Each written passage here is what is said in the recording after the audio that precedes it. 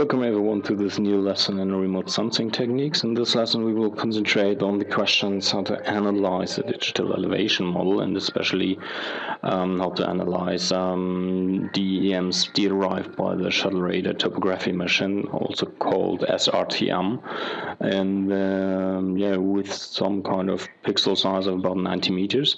And first of all, we will change the system today, because this is not, as you can see, this is not as imagined. It is the ArcMAP Arc info from S3 interface you can see here in the version 10. And for this lesson you will need some digital elevation model you can get from the Global Land Cover Facility, also known by the URL landcover.org. By going there you will need to use the SD interface or ESD interface.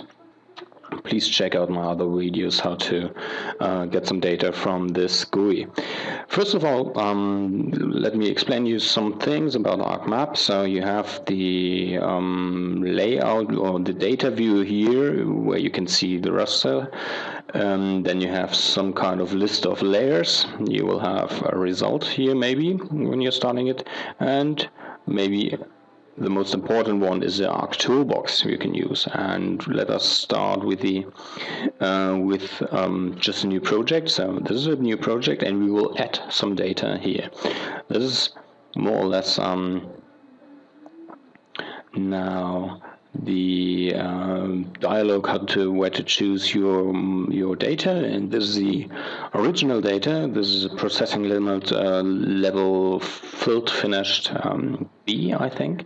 And as you can see here, just by creating this new raster or adding this raster to the view, you will see some grayish picture, a blackish surrounding, and by using the identify button you can check the values. You maybe know that as inquire cursor in Atlas Imagine. As you can see, the outer space here is minus 32,768 which is the lowest possible number in the assigned 16-bit format. And there are also some original values, so elevation values in meters above sea level. As you can see here, regarding the ellipsoid WGS 84, you will have some heights about 1,300 for 2,000 meters, and in the upper left there are some higher peaks up to 3,000, 4,000 meters, and there are some lower areas here. But yeah, as you can see, this image doesn't show anything which is quite useful. So we will, first of all, we will search for a function which is called, oh no, we don't search for it, it takes too long. So you will have this toolbox, and there are a lot of things to use, and especially the data management tools. By looking into the raster and the raster properties, you can recreate or recalculate the statistics of the layers, because the statistics in this image is a little bit distorted because of the highest and lowest values, and we will recalculate the statistics by double-clicking on it, choosing the raster dataset we would like to calculate. Ignore values is here minus 32,768. We will add this value to the list. Click OK.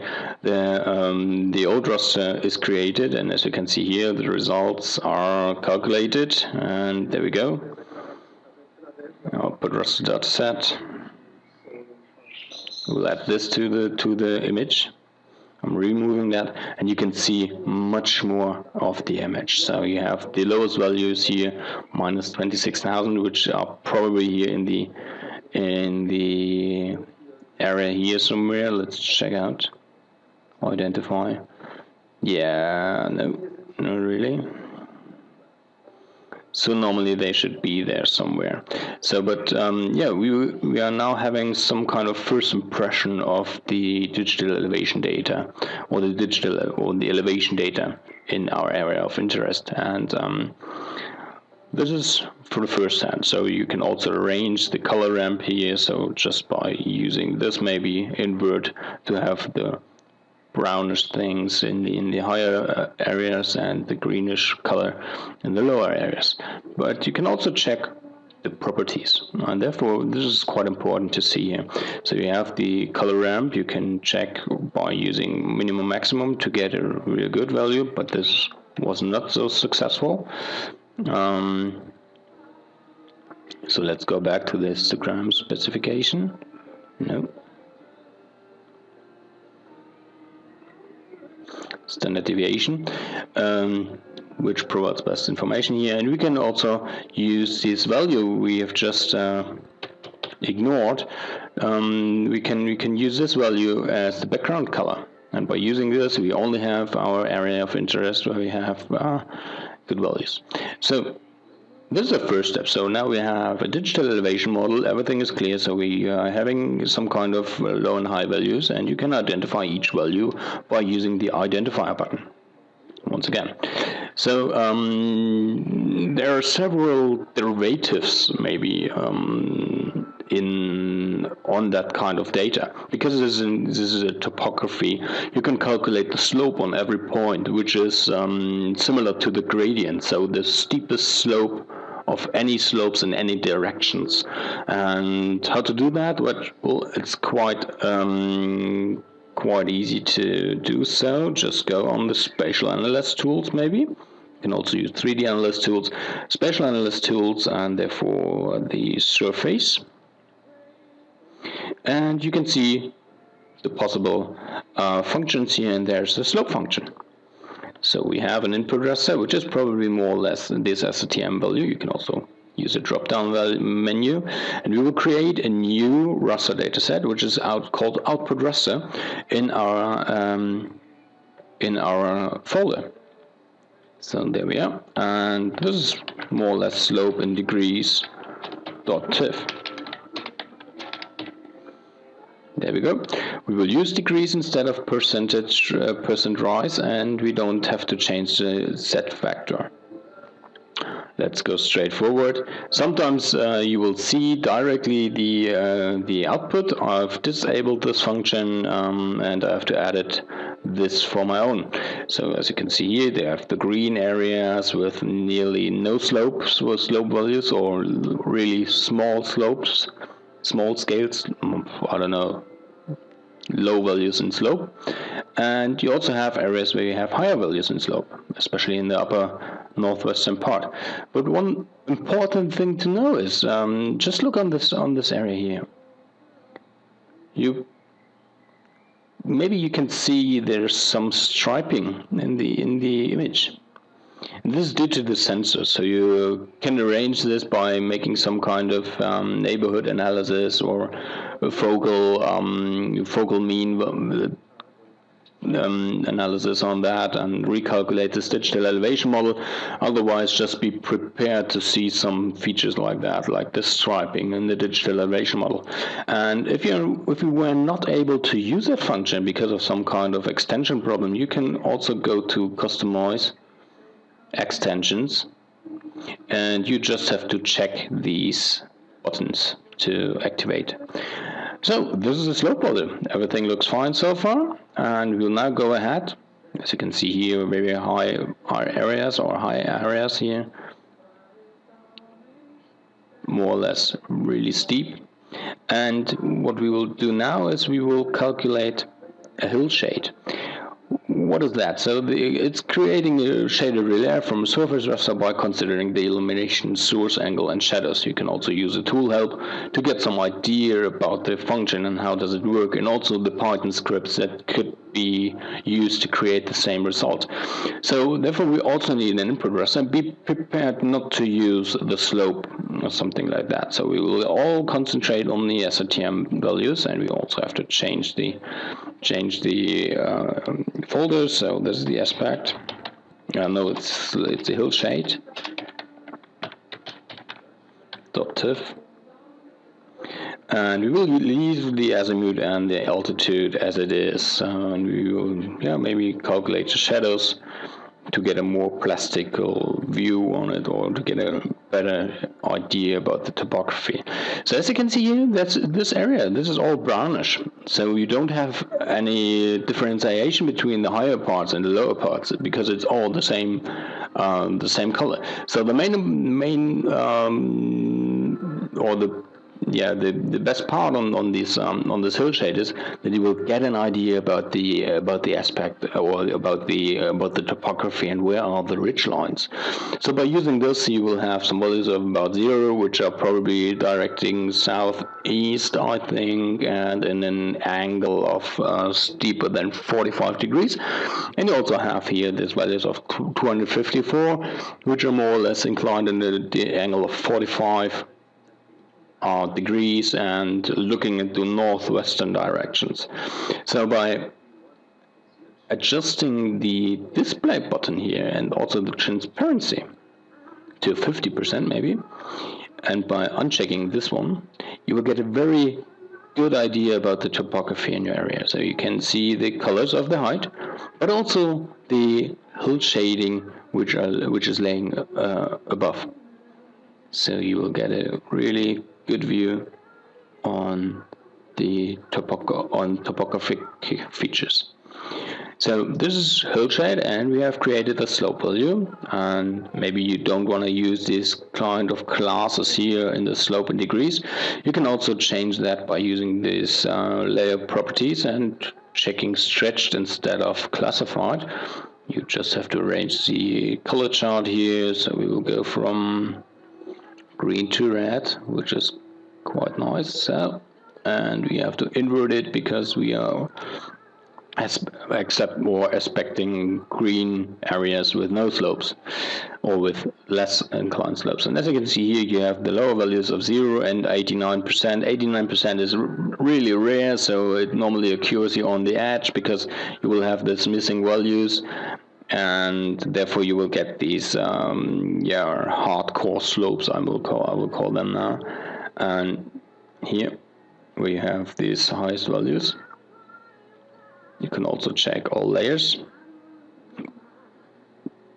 identify it once more, and as you can see here, you have these the middle cell is 1157, but the corresponding other sides are minus 32,000.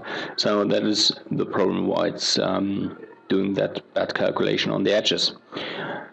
So this is now slope. We have hillshade. What is left? So we need an aspect. Where is the slope looking to? Therefore, we will also need the input raster, as I said, which is the SRTM data, and we will create a new layer which is called aspect.tif. Go ahead, straightforward. No difficulties in doing that. It's quite fast. Add this to the display, and this is now a little bit more. Well, I think it looks like some kind of psychedelic feature here, but let me explain it to you. You will have the aspect is telling you where the slope is heading to. So in red you can see the northern exposed slopes, which are looking into northern directions, and then you have the area of 22.5 degrees up to 67.5 degrees. These are the slopes looking into northeastern direction, and so far. So you have a pre-classified image in ArcGIS, which is telling you where the slope is looking to. Why is that important? Because some kind of hydraulic features are corresponding to them. So let's assume that you are having only northern, only difference between northern and southern exposed slopes, and of course the southern exposed slopes will dry much faster after a rain event than the northern exposed slopes. You will have these differences here. So, and you can see also a second possibility. So you have the lake area here, and they are connected to the value of -1 because they are flat areas, so they don't have any aspect. So this aspect, we have the hillshade, we have the slope. What is left? It's a second derivative.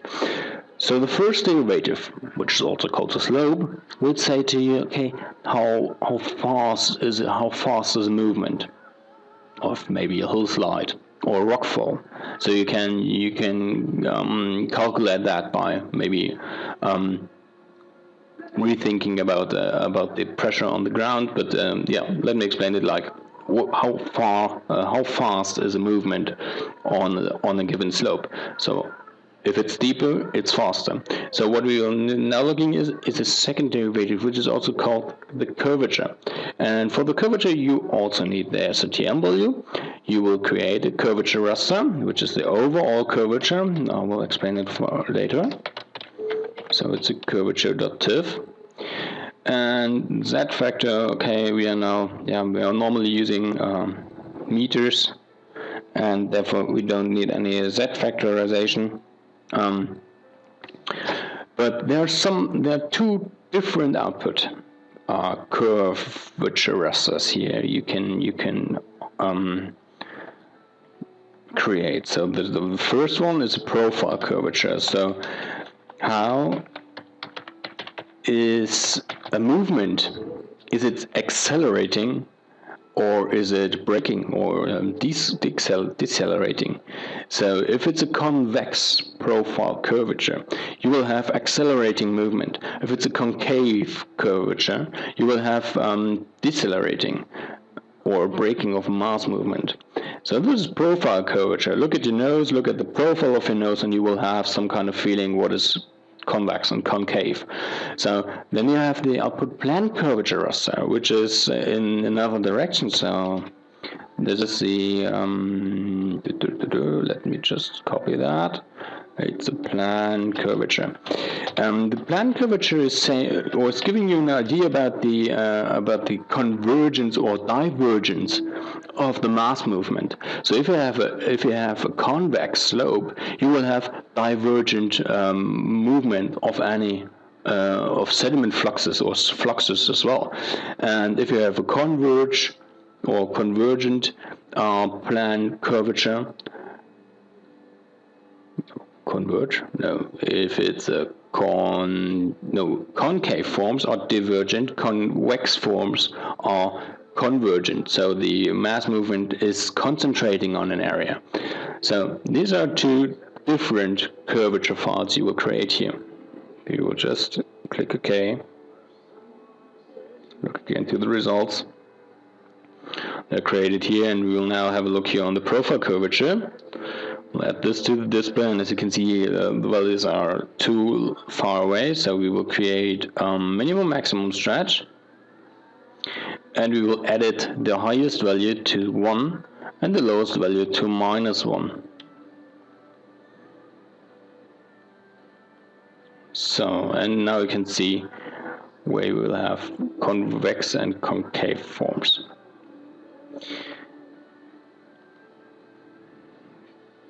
Let's have a look into the help function.